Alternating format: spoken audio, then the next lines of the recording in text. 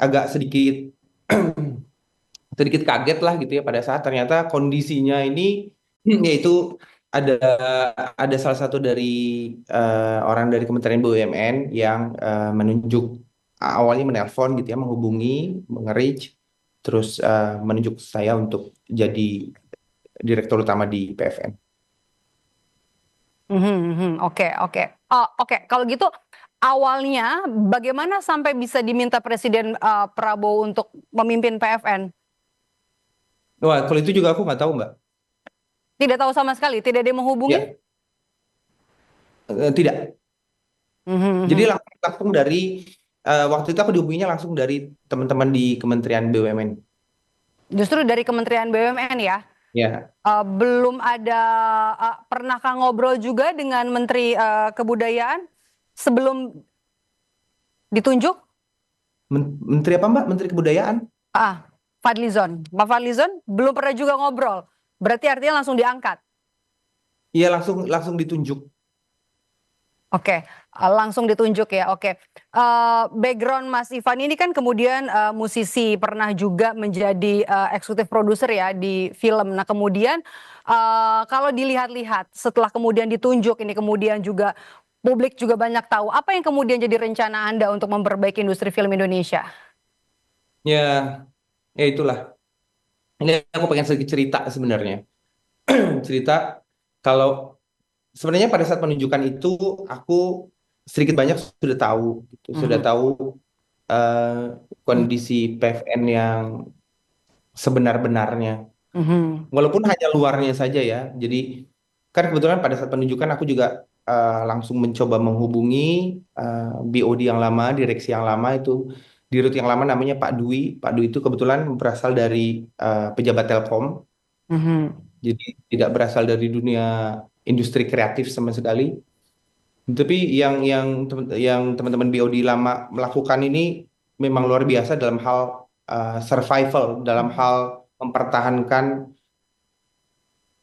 PT PFN ini tetap hidup gitu kira-kira gitu kira-kira. Mhm. Jadi kurang lebih aku udah tahu lah permasalahannya. Cuman memang pada saat aku masuk setelah pelantikan agak sedikit sedikit kaget lah gitu ya pada saat ternyata kondisinya ini memang jauh lebih menyedihkan dari apa yang aku perkirakan sebelumnya gitu kira-kira. Mhm.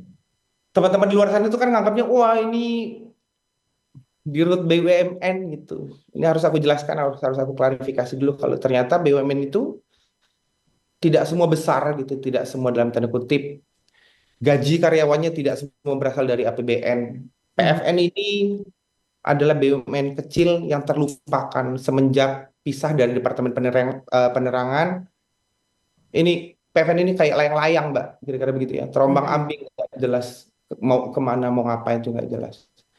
PFN ini eh, punya studio lah ya, studio buat Mhm. produksi film, ruangannya punya, tapi alatnya nggak ada. Kita Mhm.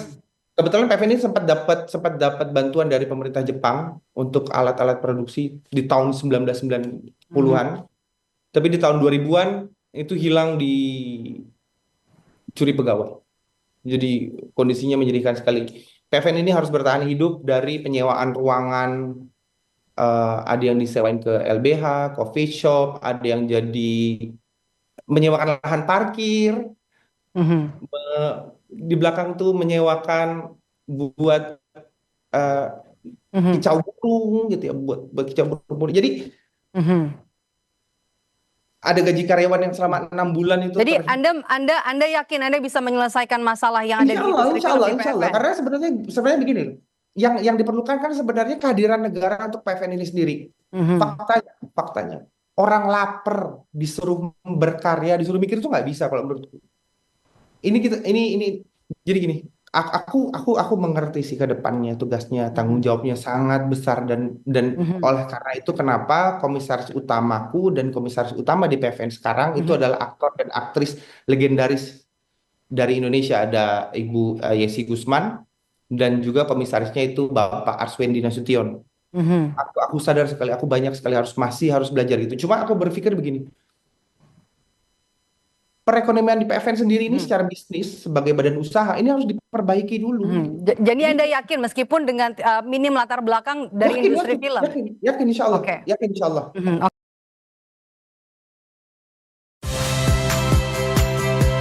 Saya Friska Clarissa.